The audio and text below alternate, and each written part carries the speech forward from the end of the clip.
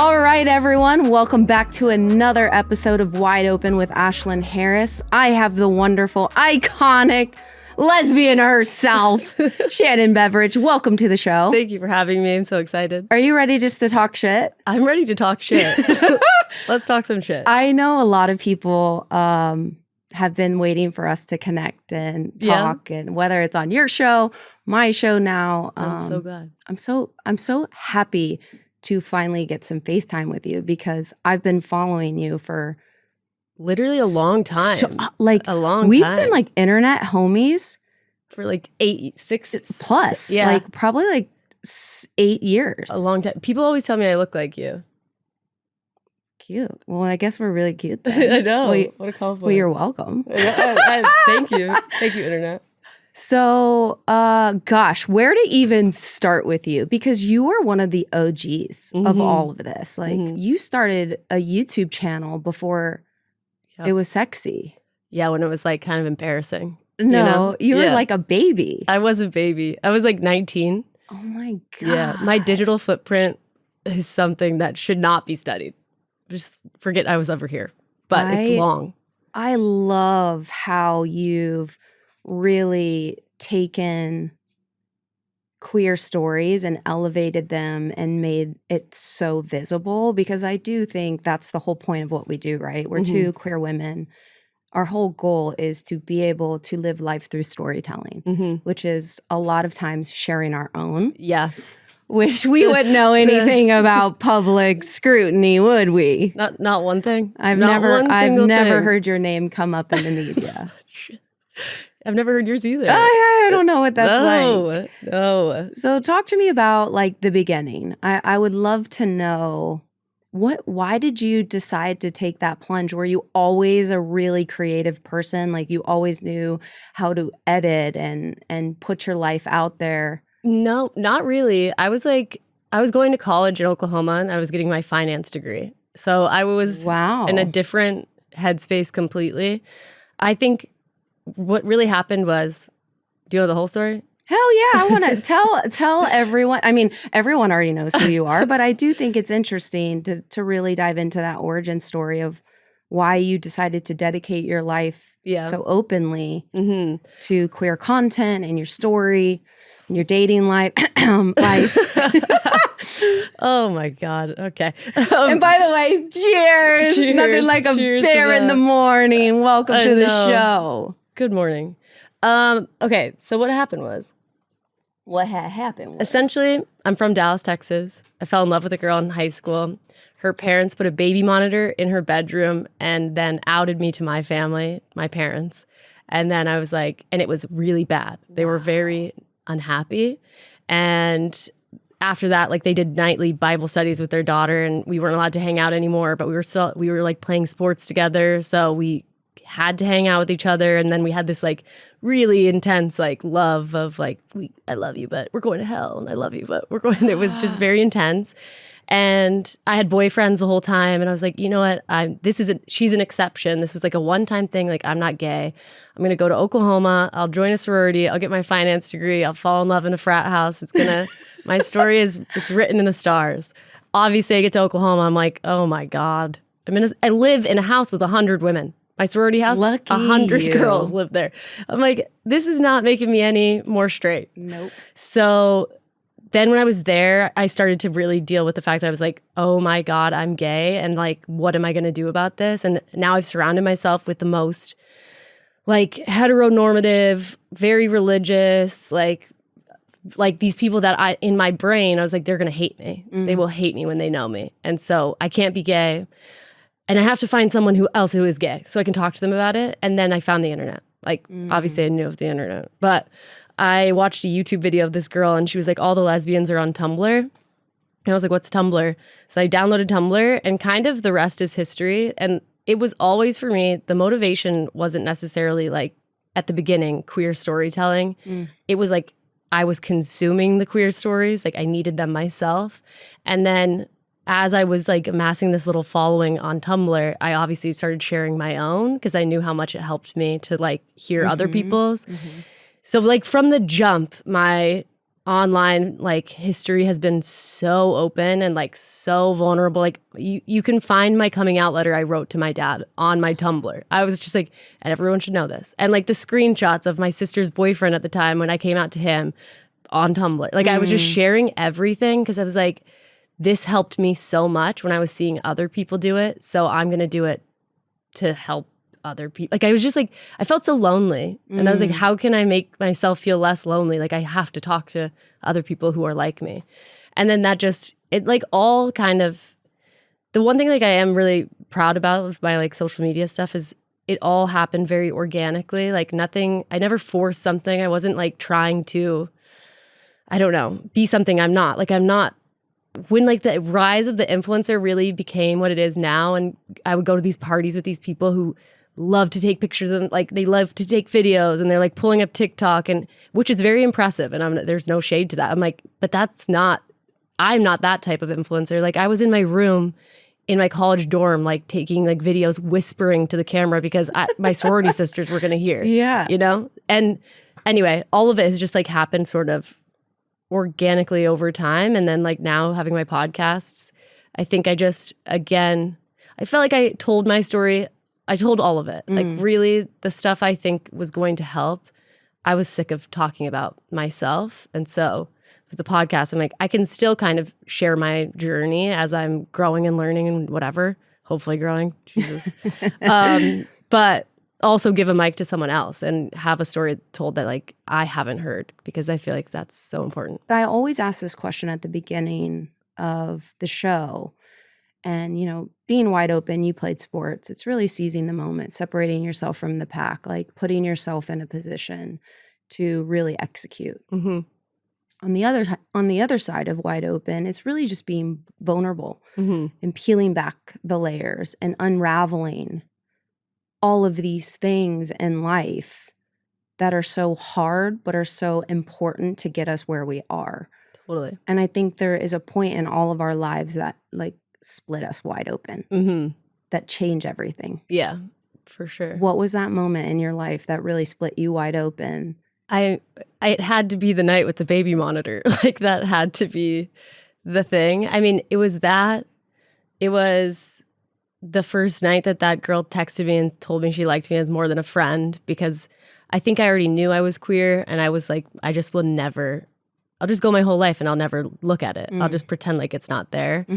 And I think the second that happened, it like changed the whole trajectory of my life, because I was like, I can't, now that I know what it feels like to be myself, even alone in a room with one person, like how am I gonna go back to never feeling those feelings again? I think it's given me the empathy to understand like why coming out in that process is so fucking hard, because mine was so hard. Like it started so hard that I can get that. And I'm like, oh my God, like it was so hard for me. And what was that like to be outed at a time when you were discovering yourself and you weren't ready to have that conversation? I will say I am so lucky because my parents handled it a lot better than her parents. And not that they were perfect about it, but they didn't make me feel like, oh my God, they'll never love me if this is the truth about me. But I think the thing that I felt most was like ashamed. Like I was really embarrassed, like really embarrassed. When you're 16, you don't even want your parents to know you kissed a boy, let alone what. And I didn't know what they really knew happened. We didn't know right away that it was a baby monitor. We just knew that they knew something. And then it was like a week or two later, she was cleaning her room and she found a baby monitor hidden in the corner of her room. Holy shit. So yeah, I think like the biggest thing was shame. And I think that's something I'm still like work through to this day, which I'm like, yeah, it affects me. It affects me in like my sex life. It affects me in my romantic partnerships. It affects me in like I can be so easily embarrassed because it all stems from like all of that from the beginning. But yeah, I think that was the biggest thing, because obviously you want to say those words to someone when you know that you know them. And I didn't know. I didn't know what was going on. Like I was still figuring it out and also stuffing it down. Yeah. And then to have your parents be like, you're not gay, are you? Oh, it's the worst. I'm like, I have a boyfriend. What are you talking about? Oh, I was doing the same thing. College, I was like, oh, I have this captain of the soccer team. And I was like, but all these soccer girls are so cute. Yep. And I was like, hey, roommate, can I cuddle in your bed? Oh, yeah. I had many a beard. Those It's poor boys. so like poor guys that my grandmother always said this to me. Bless, I had like a high school sweetheart that I knew in first grade, and we dated for so long through elementary school, through middle school, all 4 years of high school. And I came out to my grandma and she was like, what did that boy do to you? Oh my I was God. like, Grandma, stop. Like, it's just, Doesn't work that it way. doesn't work that way. I was like, little do Unfortunately. you know, I've just been hiding it for a long Mhm. time. I knew I moved differently and I was like, okay, I don't really like dig this Yeah. homeboy, but like, this is what I'm told to do. Mm-hmm. But I felt so emotionally safe with women. Mm-hmm. I didn't quite understand where I kind of fit. Yeah. And no one spoke about it to Yeah. me. It was a very hush-hush thing. So I was like, well, fuck, I'm just going to keep playing soccer and shut my mouth and date these Mm-hmm. ding-dongs. Yep. And until Ding dong. my fucking Poor boys. life, I kissed one girl and I was like, bye. Yeah. That's it. No, literally. When I kissed a girl for the first time, I was like, oh my God, this is why you guys like this. I get it. I could do that again. I can really get down with this. Yeah. There's no going back Hey, after that was fun. I used to kiss my college boyfriend with my eyes open. Oh, Mm-hmm. is that a little fun fact? Does everyone know that? I don't know if I've said that. I probably said that before, but I had to drink a lot to want to kiss him. And so then I felt like if I didn't keep my eyes open, I would get dizzy. It was like bad. That's pretty bad. It was so, and it was in a frat house. Hey. Sexy. That I was- love that. Put me in a frat or put me in a sorority, I would have been lethal. Oh my God. That would have been a fucking nightmare for me. Nothing ever happened with me and my Nothing. sorority sisters. I was so paranoid. Were you out then? Did No. every I So was- you were only outed to your I was parents. outed to my mom and my dad, and then I went to college and I didn't tell anyone. And then, yeah. And then I told my parents and my sister my freshman year summer that I was like, remember that whole situation that happened? Yeah, I'm definitely gay. So then I went back to college though, and I just stayed in the closet, didn't tell anyone. My senior year, I started kind of getting like, people started figuring it out. And like, I was telling people, and then it spread. And then, you know, you go to a party one night and some boy who has a crush on you is like, I heard you're a dyke now. I'm like, Oh, not the G word. I'm like, awesome. So people are talking about it. So I like, again, kind of got outed, but it was like my own doing. I was just kind of like, this is stupid. I don't Yeah. care as much anymore. But yeah, it was like a whole process. I wasn't really like fully out of the closet until I graduated college. Wow. Yep. Because I had like 2 Instagrams. I had my gay Instagram and I had my Oklahoma Instagram. And I was amassing a following on Instagram, but I just had it private. But I had, my gosh. I must have had like 10,000 followers. And this was 2014. I graduated college. Yeah. And so then I had this other one where all my college friends followed me. And then like a week or 2 after I graduated, I posted on my straight Instagram and said, This is hilarious. 2 Instagrams is like 1 too many. And if you guys want to, you can follow me on this account. I'm gay. And then I posted a coming out video that was on YouTube to like all of my Oklahoma people. And I'm like, take it or leave it. Here we go. Yeah. We're about to really strap in for this one. Yeah, really strapped. I strapped in. Yeah, you strapped in tight, Stayed Annie. strapped in. I love this. Yeah, that was So crazy. with me. you finally come out. I guess what we're both kind of known for now is really turning these straight women. Oh my God. I kissed a girl and I liked it. Like, should we talk about that? I mean, I would know nothing about kissing or dating a girl who's never been with The one. girl before. Yeah, we could definitely talk about that. I think it's happened to me less times than like it seems like it's happened to me a lot of times, Yeah. but it's happened a couple of times. But why do you think that happens to you? Okay, this is the weirdest fucking part. I swear on my life. And Soph thinks this is so wild. I get hit on by more men. No, I swear to God, I get hit on by more men than women. than women. It is the fucking weirdest thing in the world. That is so. And I don't know if it's like this weird, I can turn her type of shit. I don't know what it is, but I get hit on way more with straight men. Well, you're also like kind of intimidating, and I think men like that too. Is it the challenge, the chase? Yeah, but also men like don't believe that women who wear makeup are gay. Like you have makeup on, you're available to a man. Well, honey, that's an uphill battle you don't want to take. It's not going to happen. It's not going to happen, but they could try. This is a flood zone, honey. They could try. Yeah, I don't know. My first girlfriend was like my first real true girlfriend was a lesbian. There's an element to me dating women who haven't dated women before that I truly believe stems from they don't know who I am.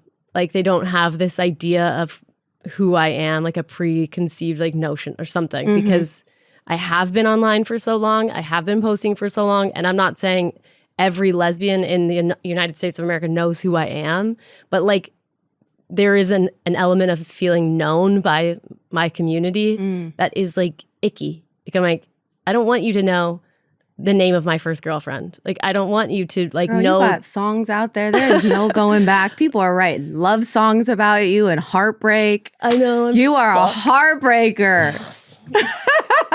I'm not trying to, I swear. No, I don't know. I mean, yeah, I think there's that. I think also like women who look like me and you, we are riding this like fine line of there is something masculine about us, but there is something really feminine about us. And I think that that's intriguing to women, like especially women who know they are queer. Like I've never, by the way, on the record, I have never dated a straight woman. Straight women don't date women, okay? That doesn't happen. That doesn't happen. We have to get out of that. We have to get out of talking like that. It is so invalidating to women. Like any woman who's like, oh, you're her first girlfriend. Oh, she's straight. Oh, she's going to go back to men. Like, are we looking at men right now? Like women want to date women and women, not straight women. Yeah. They're not straight women. Straight women date men. We are so expected as women to fit into a patriarchy. And it is so much easier to do that than as like a bisexual woman to put yourself out there and try something different. Like it is so scary. If I say this and it's terrible, but coming from where I came from and the time that I grew up, if I were bisexual, I would be married to a man right now. Like, wow, that would have been the trajectory of my life. Like I am out and doing all these things because I was going to die. Like I was going to be a lesbian or I was going to die. Yeah. That was it for me. And I see, and it makes so much sense why there are so many women coming out later in life. Yes. Because why? And we feed this storyline to people that like being queer is harder. And it's like, so people are like, well, that would be a harder life. It's not a harder life. It's a beautiful life. It's a beautiful life. There are new complications. There are different things you have to and that's life go in through. General. Yeah, but life is life. But I'm like, it's just, there are so many more queer women and women are just so expected to stay in one lane and then we make it this whole thing when someone steps out of it. And it's scary. And I would say that some of the reactions that some of these women who were straight for most of their life and then come out later in life would be scary to like see as another straight woman to want to come out. Like they're scrutinized for whatever. You know what I mean? I'm living it. Yeah, you know, my partner me too. came out. I'm on a soapbox too. I know. It's interesting, right? So I say this all the time. I have such incredible conversations with like suburban moms who live this like cute little white picket fence life with this husband who works, and I have some like really good off the cuff out and about conversation with women who were like, they're not willing to leave that life for the fear of which the other side would bring.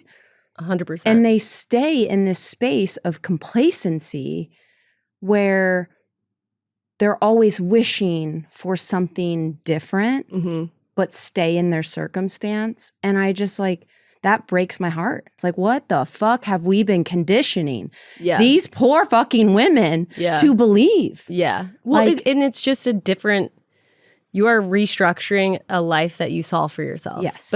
And that is very normal. And that is very like, when that's all that you see everywhere, it's all that you've seen in your life, it's all that your friends have done, it's every movie you've watched, it's every TV show you see, it's everywhere, it's everything, it's all the time.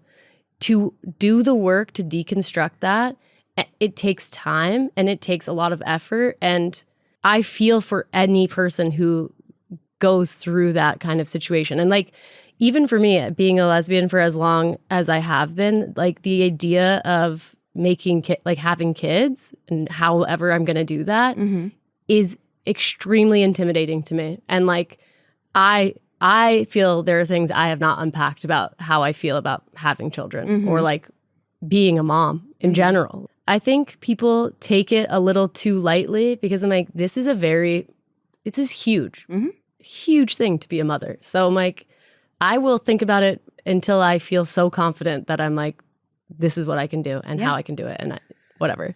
I don't know if people are ever really ready.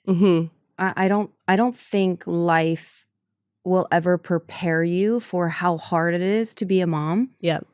And the demands and the shit you place on yourself based on your own trauma from childhood. It is fucking wild. It's the hardest thing I've ever done. And I have adopted 2 children. I don't know any different, but those are my fucking babies. And I guess I don't know what it's like to have a baby or a biological child, but like in my mind and the way I show up, those babies are mine. I love that because it is showing our community that it doesn't have to look one way. Yeah, 100%. And it definitely doesn't, but it also should be your decision. And you should do what you can do and show up the way you can show up, you know? Because it's really interesting, the cultural ideals that people place on us. Like, I'll be really honest with you. COVID hit and I lived in Florida, and a lot of adoption agencies are faith-based. And a lot of my queer friends were saying, we've been on this list for 3 fucking years. And it is painful and it is hard and it is shitty to live in a place like this where we are not the first choice.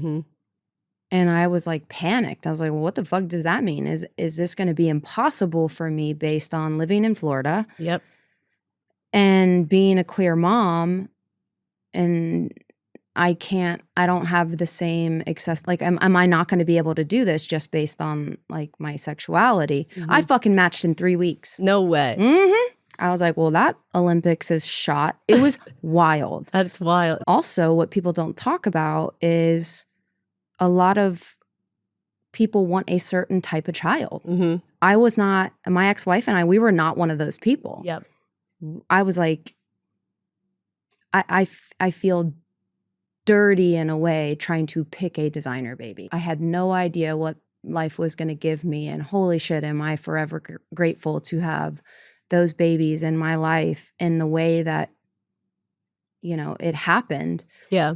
It was really hard circumstances, and they're the greatest gift that I've ever had. And I'm so lucky. And I have to always share that because I do think that we don't get enough. We have no representation. We have so little representation in all the ways. I don't know, like, lesbian moms with like 20-year-old kids. Like, I don't know. I don't know them. I don't see it. I mean, it's like, is it so crazy to think that someone would have a hard time unpacking something they've never seen before? I feel that I don't have role models, like very many role models that I look to and I'm like, that's the life that I am going to live. And it's, forget about kids, which don't forget about kids. We love the kids. We love the babies. But like weddings. I'm like, I don't really have that many weddings that I've seen that are lesbian weddings that I'm like, and that girl would be me and that girl will be my wife. Like I watch these weddings and I'm like, it's not going to be my wedding.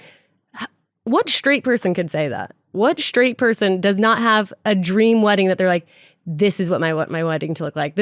I love this movie and this wedding and this movie. And I like this reception that I've seen on Instagram. And I like this wedding dress that I've seen in Vogue. And I've seen like it's everywhere for them, which good for you. Good for you.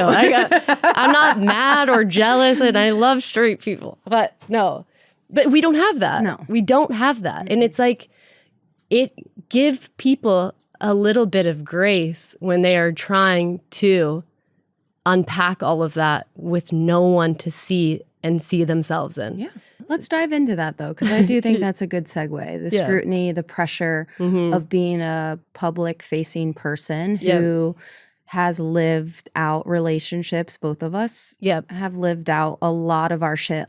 How has that been for you? Yes, it is for sure hard. And I also take responsibility for putting myself in that position because I did it to myself in so many ways. I think the thing for me too at this point is like, it's very unhealthy because I'm having like a hard time kind of distinguishing my own reality and like my own feelings and processing my own feelings and processing my own breakup and not just processing like a public's reaction to it, like, and seeing and hearing their voices and like actually trusting my own and like reminding myself, like, I was in this relationship. I know what this relationship was. I know, like, and that means I'm talking about like everything, right? But I don't know. I mean, I think that for a while there was like an embarrassment I was feeling where I'm like, oh God, I'm going to break up with someone again. And they're going to be like, damn it, Shannon. Yeah. But then I was like, you know what? Who cares? Like, I mean, I care. Who cares if I'm embarrassed? Yeah. Who cares if my relationships didn't work out? In the grand scheme of things, like, I'm such a lover. I could do a little less. That's so good. But I'm the same. I feel you when you say that. I love. Like, I love it. And I love this community so much. And I know, and I'm like, we have so little representation, and there have been different motivations behind each relationship I've had and how public or private they've been, because every single relationship I've had, believe it or not, even though I was a part of all of them, were different. They were each very unique to themselves. But at the very end of the day, there is an element that I'm always attached to, which is like creating representation. But I am now also working through like and talking to my manager, my team and people and being like, I don't have to be all representation and I can't be all representation. It's a lot of pressure. Shannon. I am also just this one little white girl from Texas. Like there are so many stories that are so much more unique and interesting and need to be heard. And believe it or not, there's a lot more like interesting things about me other than my love life. Yeah, exactly. Yeah. So, and I talk about them all the time. I really am talking about my life, but this has become such obviously like an interesting thing that's happened. Like, who's done this? Me. You, yeah. Do you keep anything just for yourself? Yeah, for sure. Yeah, for like sure. You definitely have. That's been my biggest learning lesson is setting boundaries with like my new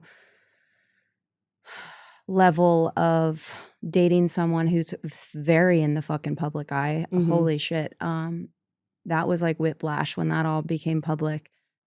My partner now is just like, holy shit. Like people just, I thought entertainment was wild. The women's soccer community is fucking bananas. Like they just won't stop. Yeah. And it heavily is the queer community. Yeah. We live life, you know, on this fucking pedestal that we can't make mistakes. We're not allowed to miss. Yeah. And this is the human experience. Like, we're not going to always get it right, but we can't keep getting punished for it. Yeah. And we can't keep having moments of real heartache continue to carry into our new relationships. Yeah. And I'm curious for you because I know this is a really hard thing for us. Having such a public relationship with a public figure and songs are made about your happiness. And let's all be very clear, like I fucking love Fletcher. Like, I love both of y'all. We've been homies we've all for a long time. So like I can understand her side of healing because she was so in love. Mm-hmm. And maybe not necessarily always we are not in those moments equipped with the right tools to navigate the challenges we're faced. Mm-hmm. Does that breakup still carry into every single one of your relationships because people are front row singing the fucking lyrics to your heartbreak? Like, I can imagine it's hard to escape without having really serious boundaries. Mm-hmm. What is that like for you? Great question. Yes, I feel that relationship has been romanticized heavily, very heavily. Yes, I think comparison is the thief of joy, and I think if the internet or fan base or group of people like something so much and loved something so much and is now comparing you to this thing, it will steal some joy. I am past that relationship, and that relationship is over. Like, and but like, it is over for me. It is not over for everyone. Mm-hmm. And that means the internet, not my ex, So anytime I talk about it, then it perpetuates it more. And I'm like, anytime I'm like, it is over, people are like, but did you see she took a sip of the beer right before she's like, I can't win. Like, I feel like it doesn't matter how much I say it. And like, the end of the relationship was so public, and then we did kind of let people in, and they saw these like glimpses. I mean, I've talked about it before, but like, we packaged it up in the prettiest bow, in the prettiest, loveliest bow, and she wrote wonderful, beautiful songs about it that make it sound so pretty. And I'm like, and in so many ways, it was so pretty. But we were young, and we are done, and it is done. Like, that story is done, and now we have a friendship of sorts, where a healthy type of friendship. I'm like, we're not hanging out. I'm not like a lesbian who's going to be best friends with my ex-girlfriends. I think that's so complicated and weird. Well, I mean, Shannon, you end up coming on fucking podcasts with them. I'm like, how? Well, teach me your ways. No. Because don't think for a second I didn't tune into that podcast when Fletcher came on. And then, you did it, your last relationship, you guys literally broke up you announced it on a podcast. And I'm like, how do you sit there so... I have to stop sitting there. You really just sit down, you're like, you know what? I'm going to just fucking air it all out here so people stop wondering. Like, people would fall out of their skin if I had my ex-wife on this show. Can you imagine? They would.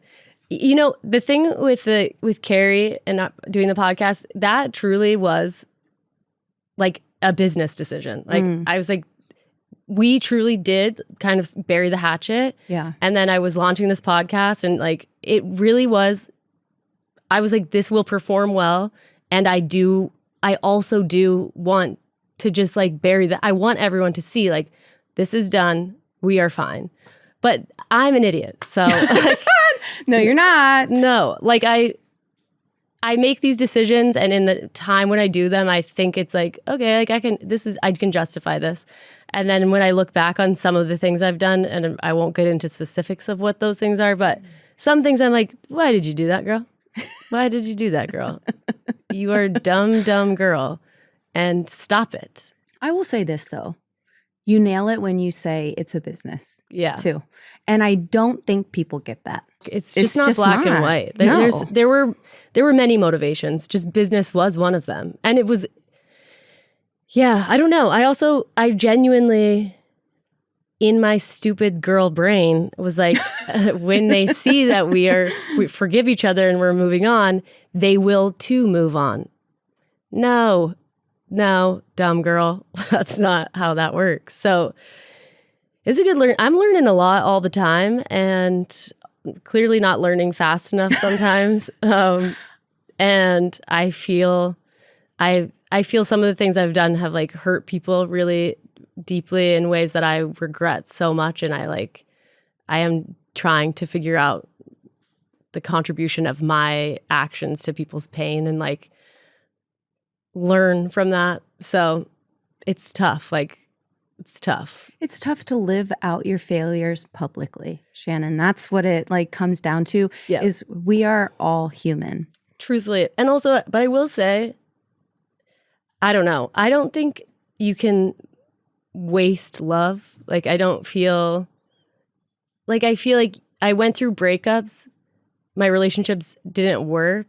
They don't all feel like failure, you know? I'm like, it just feels like life. And of course there are of course you want every person that you date to be the person that you marry in some like there's a part of you there's an end goal that you hope will happen, and when it doesn't happen, like there's heartbreak.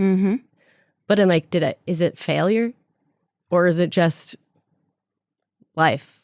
I have to believe that I'm a good person, and I need to figure out how I can make myself believe that just alone. Like, and if I don't, then I think I'm going to keep making the same mistakes. And what is the definition of insanity? Doing the same thing over and over and over again. And expecting a different result. Yeah. So I'm insane. No, you're not. No, but I have a lot of growing up to do, and I have a lot of work to do on myself as a person. And I am aware of that, and I don't know. I also feel like there's a lot of people throwing stones from glass houses all the time. I'm like, I don't know anything about your life, so what have you done? Yeah. You know, stranger on the internet. I'm sure you are also not perfect. I have to remind myself of that often. But yeah, I think I am really trying to just sit with myself, even though that is obviously like uncomfortable. Oh, you know? yeah. But think it's the truth. It begins with you. Yeah. It totally begins with you. A lot's happened in the last 10 years that I'm like, girl, take a nap. Please. I can't. You're funny. Thanks. Holy shit. I'll tell you what. I hate that I can sit in this space and feel your shame. And I hope that you can sit in this space and feel my joy. Oh, that's so sweet. Like, I hope you know that you're meant for great things. Yeah, I and do that believe. You're deserving of it. But I believe I will believe that soon. It's a process. Like, heartbreak is a process. There's this level of unraveling that is so fucking uncomfortable. Recently, like, I had someone like say something about my character that like really affected me, and I was like, oh my god. And I was like, oh my god.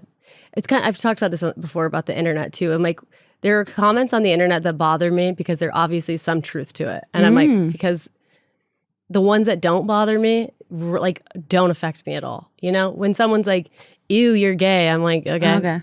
But when someone says something, and I'm not going to tell you what it is because I know you will use it against me. But when someone says something and I'm like, oh shit, what is it that hurts so bad about that? Then like, how can I fix it? Like, how can I believe that that is not true about me? Because like, there is a part of me that knows that some of these comments, I'm like, I know that is not true.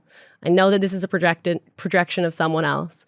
But I'm like, but why don't I feel that in my soul? Like, why don't I feel it in my bones? You know, like someone commented saying like, you live a sad life. And in my core, the deepest part of my body, I was like, no, I don't. I have a happy life. Like, I have a joyful life. I have an amazing family. I have amazing friends. I love my job. I'm so lucky to do what I do. Like, I have a cool car. I can go through all the things that I'm like, no, I don't. But I'm like, there are other things that someone will say about me. And I'm like, oh my God, am I? Do you find healing in your podcast and your show X's and O's? Because I will say, I have found so much healing in having beautiful conversations like this. Yep. 100%. 100%. And also, it is such a gift to speak to people who, I think the coolest thing about being gay or queer at all is that you can meet any other queer person and they could grow up, they could be from a different country, they could speak a different language, they could have different religion, they could have different kinds of parents, different family dynamic, they could have everything could be different, and you have something so like beautiful in your core that you can relate to each other on. Yeah. And it's been such a gift to be able to sit down and talk to people who have a different story, a different life, they're different ages, and like feel so connected to them about this one thing, and also learn something I've never learned about. Because I think a huge issue in like the lesbian community, I don't know what your experience is, but like the Woollawah community it can become very siloed, and like it is very easy to find yourself in friend groups that are all white lesbians who kind of look like you, who are dating people that kind of look like the people you're dating. Like it happens, and obviously I have so much gratitude for those friends that I've made and like those friend groups that I've had. But they're also like huge echo chambers of just like, we all have the same experience. Like, how many of us were in a sorority? Raise your hand, 8 people. Okay, not that relatable and not even that cool to talk about, you know? When you're 32, I'm like, I don't really need to talk about my sorority days as much anymore, you know?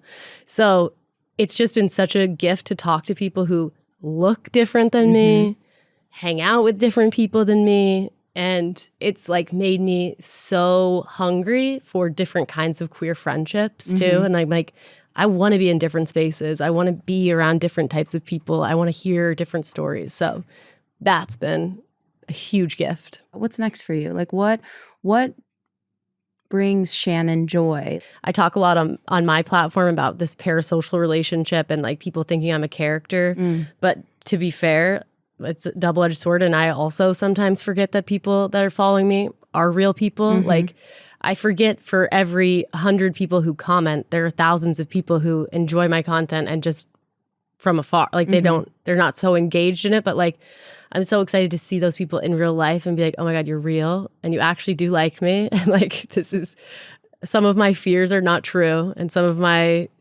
anxiety is like my own my own shit and not your shit.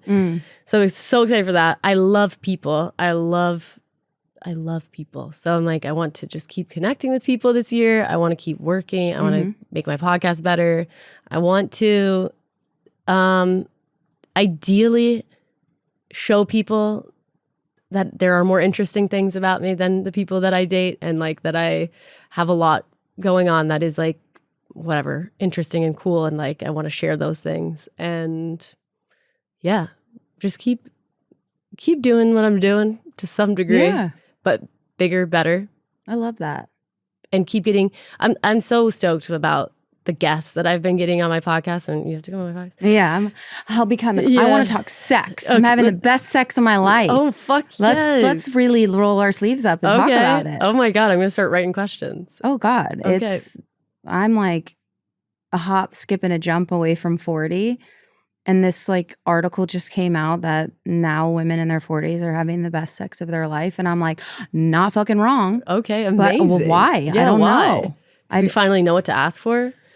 Did we finally drop the rope and stop performing and stop making relationships so fucking performative, and you just finally say, this is what I want and this is what makes me happy, and not feel shame about it? I don't know, maybe. I don't know, maybe. Okay, well, we'll talk about that on my podcast, and I cannot wait. Yeah, but I'm so excited that the guests that I'm getting, it started so much like from my own community and like just people so peripherally close to me. And I've started to finally get to have these conversations with people that I'm like, I would have never met you. Like, there's no reason.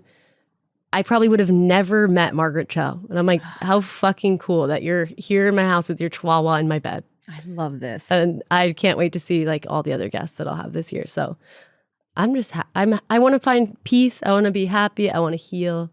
I want to believe I'm a good person. You are a good person. And I want to believe it. Yeah. So let's see what happens. I love that for you. I'm excited.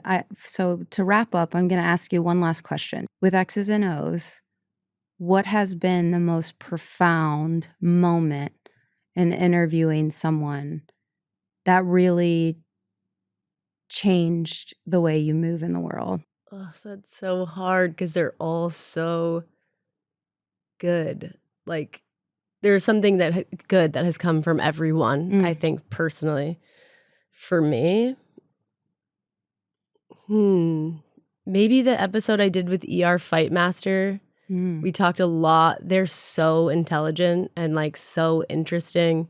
And we talked a lot about like gender in ways that I was like, this is so much more profound than the conversations I've been having around these topics. I also think the conversation I had with Ash Perez, who's a trans guy, around just like his transition and like all of the things happening right now with hormone replacement therapy, that was like very profound. Like I think it was just, I think there's so much fear and stress and scary things going on with like politics. And I also think that a lot of those fears sometimes feel like they might not impact me because like I'm not married and I'm white and I'm cis. So sitting down and talking to someone where I'm like, this is like a day in and day out potential fear for you is just like, it's very important to be having those conversations so that I'm like, this work is very, very important. Like I'm not doing this for nothing. Yeah, these stories are so impactful and so important, especially with the current political landscape. Like 100%. We are living there is in fear. Yeah, there is fear. And even for me, like I'm not saying there's no fear, but it's going to be okay. We're going to be okay. We're going to keep elevating our queer communities. And that's what we do. Like this is not new to the community to roll our sleeves up and be resilient and fight like hell for our rights. Yeah. And it's not about queer rights, it's about human rights. 100%. And there is no better way to keep pushing the envelope than by telling the stories of queer people, and you're doing that. So thank you. Thank you for being here today. Thank you for having me. Thank you for your vulnerability. Anytime. You're often. You're doing great. Thank you. You're doing fucking great. Thanks so and much. You are enough. Thank you. So I'm always rooting for you. I can't wait to get on your fucking show. I can't wait I can't wait to absolutely unravel and have wine and probably break down and cry because that's usually what I do when I talk about my story. I'm so emo. So perfect. Brace. I need tissues. Okay. Is what I'm saying. But I'm really proud of you. I've seen you grow Thank you. A lot over the last, 8 to 10 years. And you keep showing up, kid. You keep doing it and you keep being this beautiful soul and icon that you are, changing the landscape of queerness for not only young people, but older people as well. So I'm grateful for your work. Thank you. I'm grateful for your friendship. I'm grateful for your friend. I feel like I feel a little bit better today. That's what we're trying to do. Thank you so much. Yeah, You're so kind. Thanks for coming on, and anytime. Tell everyone where they can actually follow me, watch. Yeah. All my socials are at Now This Is Living, my YouTube channel, Now This Is Living. My podcast is called X's and O's, EXES and OS. Just that. Yeah, and I'm on all social media as Now This Is Living. Great. Yay. Thanks for being on Wide Open. Thank you for another having me. Beautiful conversation, and we'll see everyone next week. Woo!